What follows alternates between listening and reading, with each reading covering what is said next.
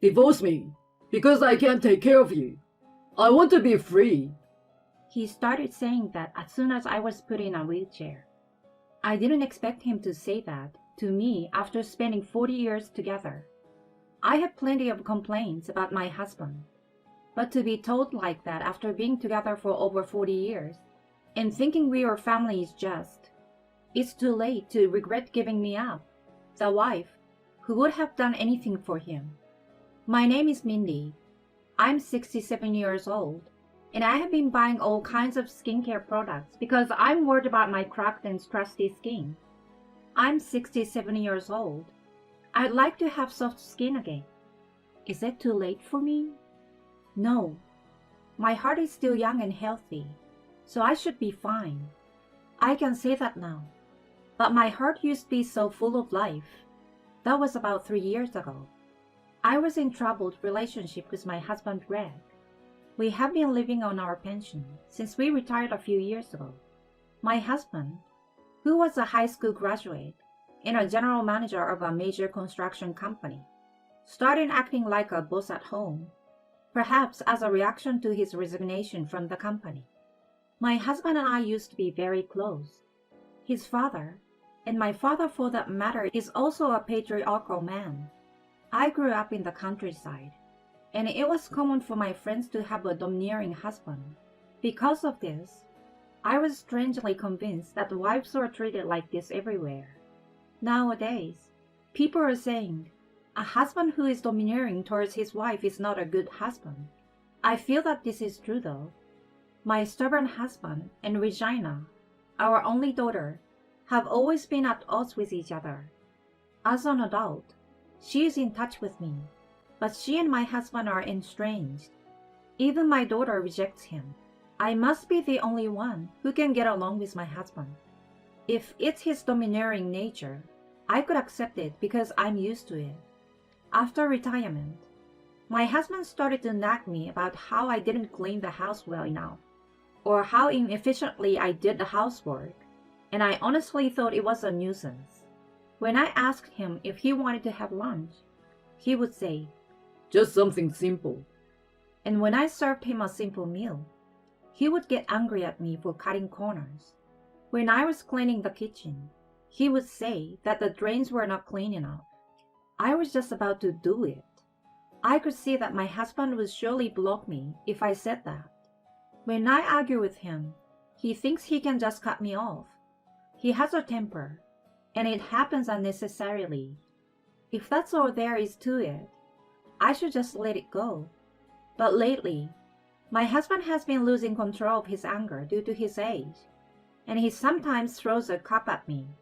So I have been refraining from talking back as much as possible. At work, he would get angry at his subordinate with a smug look on his face, and I guess that's where he used to release some of his stress. That's gone. I feel like everything is pointed at me now. One day, when the topic of divorce came up on TV, it hit me so hard that I couldn't think of it as someone else's problem. I was shopping when I collided with a bicycle and fell down, breaking my knee and requiring an operation. My husband, who was standing next to me at the time of the accident, said to me while I was in pain, You are exaggerating. He looked at me coldly and quickly went home. When a passerby kindly arranged for an ambulance and I was admitted to the hospital, my husband threw the least amount of luggage and documents to the receptionist and didn't even accompany me to the surgery. And the day after the surgery, What are you going to do about the house? when my husband finally came to visit me and asked me that, I couldn't help but think, huh? What? What? I asked back, what was this crazy husband talking about? I'm talking about the house. I had no choice and did it. But what are you going to do from now? My leg feels like it's going to hurt. Can you just do it yourself until I can feel my feet again? I was frustrated by the stress of being in a hospital, and I told my husband what I really thought. Naturally, my husband was furious. He started to make a big fuss in the hospital room with his own thinking that his wife was lazy and not prepared enough to take care of the house. The nurses immediately rushed to the room and picked up my husband. But needless to say, the other patient looked at him scornfully. It's hard to have a husband with a temper. I have one too. My friends were living in other places, so I had no one to talk to about my relationship with my husband. The hospitalization was a disaster, but it was great to have someone to talk to about family problems and learn about other families. It also allowed me to be objective about what a crazy person my husband really was. I was in the hospital for about 3 months and did rehabilitation every day, but I didn't recover as well as I would have liked, so I became wheelchair bound. Thanks to the fact that I spent a lot of time in the hospital talking about my husband's complaints with others, I felt mentally refreshed, as if a burden had been lifted off my shoulders compared to before I was hospitalized. My husband's visits to the hospital were restricted due to the coronavirus, and I have not seen him at all since he made a fuss in the hospital room. We've only exchanged messages about where the fabric softener was, at the very least. It seems that he was able to live a decent life on his own. I'm sure my husband is not all that bad. After all, we've been together for over 40 years. I should not give up on him just because he is getting older and angrier. But I should be a forgiving wife who can let bygones be bygones. I was trying to change my mind, but my husband didn't come to pick me up, even though I had told him about the day I was going to be released. It was impossible for me to go home alone by train and bus, as I was not familiar with using a wheelchair. I had no choice but to call a taxi by myself, and as soon as I unlocked the front door, my husband came. Why did you come home? He yelled at me. Why did I? I told you. I'm leaving the hospital today. Why didn't you come get me? I was shocked. How can you say that after making me do the housework for months? Shouldn't you apologize? Huh?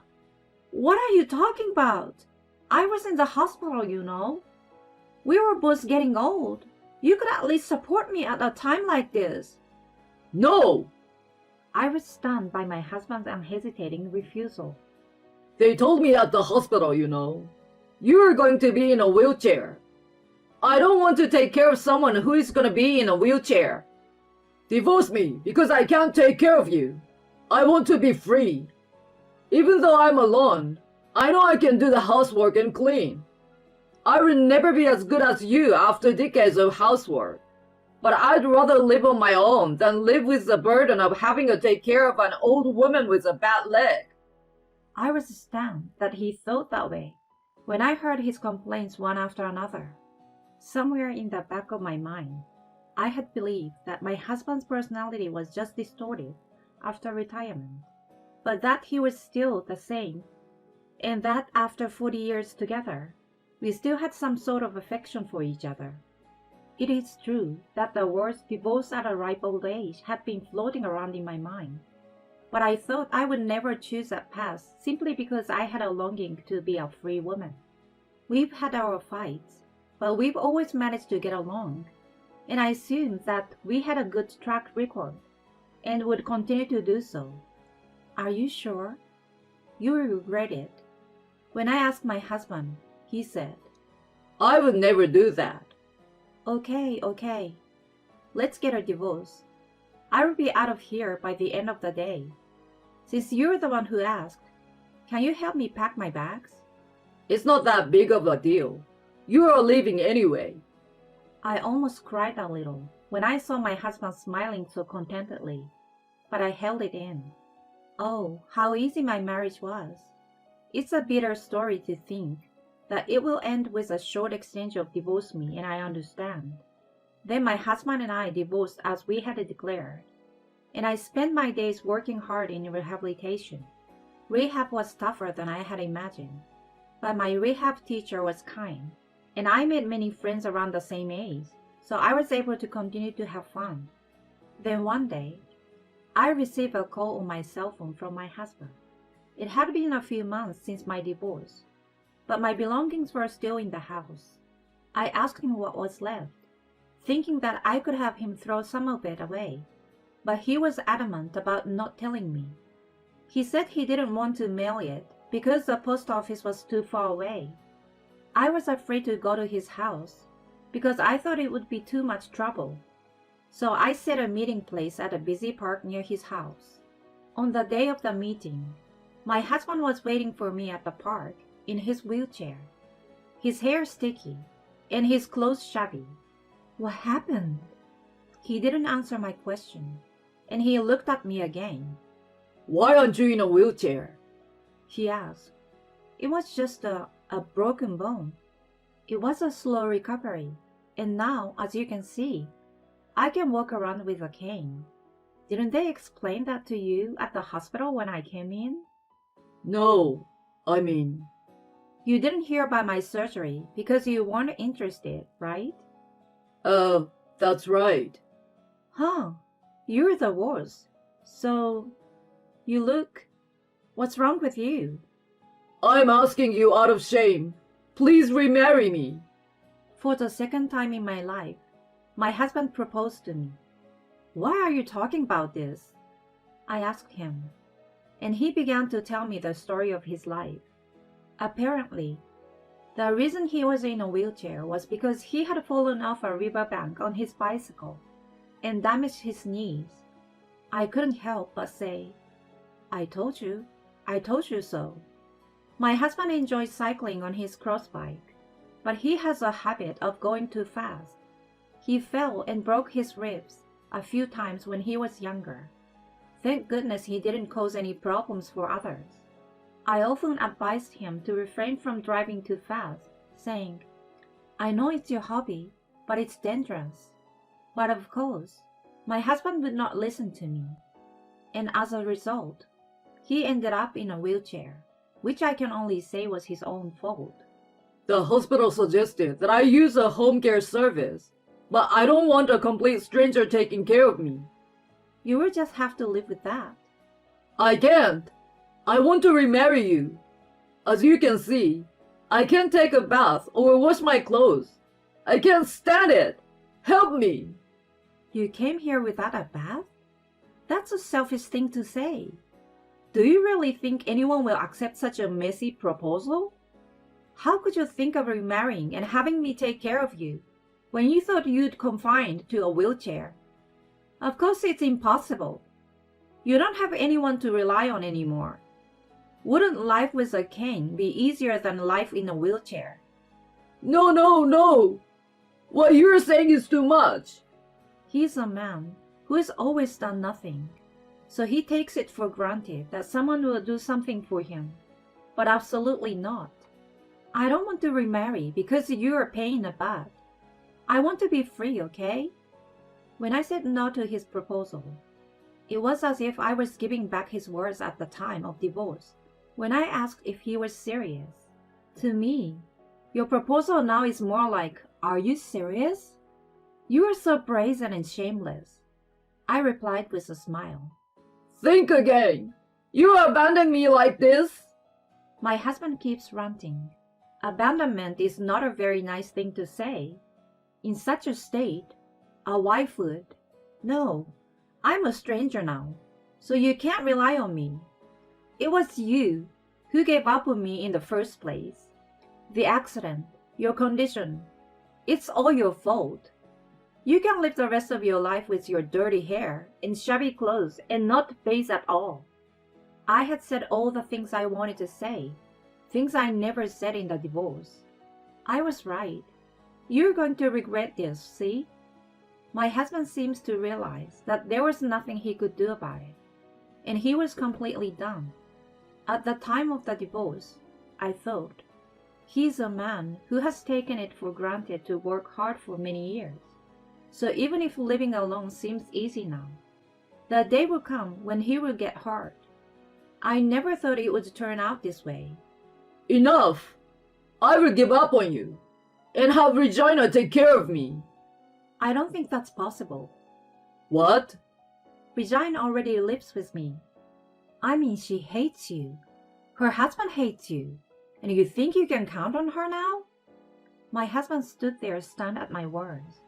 I think he really wanted to rely on our daughter. I wonder if the bike ride had messed with his head too. Well, I guess there's really no one else to turn to. But why don't you just ask for home care? By the way, there are 3 reasons why my husband's only daughter hates him. The first is that he was too much of a domineering husband. Not only me, but he even tried to make my daughter buy alcohol for him while we were eating. I'm not your slave! She hated him. Secondly, he often introduced his subordinates to my daughter, hoping that he could get one of his own men to marry her. Of course I stopped him, but he often brought his subordinate to our house for dinner, saying that he did not intend to introduce them, and my daughter could not stand the atmosphere of what seems to be a blind date and became angry.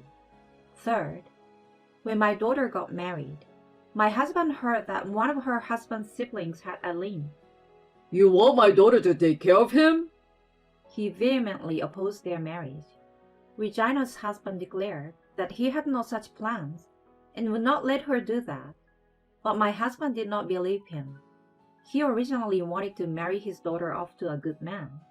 I understand his concern for his daughter, but it would have been better if he had only opposed the marriage out of concern for his daughter. But instead, he spoke out of turn, questioning her brother-in-law's morals without even knowing him well enough. If I were to reproduce those words here, I would be flamed at once. I could understand my husband's feelings, but there was no way he could convey his true feelings to my daughter after he had spoken out in such a foul manner, saying that it was a result of his excessive concern for her in his own way. My daughter got married as if they were eloping. I was the only one who did not oppose the marriage, so we kept in touch afterwards. But as I said before, my husband has been estranged. There was absolutely no room for him to live with his daughter and her husband in that house. In the end, their married life is going well, and she is living comfortably as a full-time housewife. I can say that their marriage was a good decision. In fact, I feel sorry for my daughter, because I'm now the one who depends on her now, that I'm divorced and don't have anywhere else to go. But my daughter Regina says, I really like your beef stew, so please make it again when you get well. I was glad to hear her say that. When I told him about our situation, he said, Then what should I do? You're not a baby. You can figure it out on your own, right? Well, no. I have my daughter waiting in the car. Take care. I said that and left. I'm a woman walking with a cane, and he's a man in a wheelchair. He could have caught up with me if he tried, but he didn't. He was just stunned. I remember he just looked down.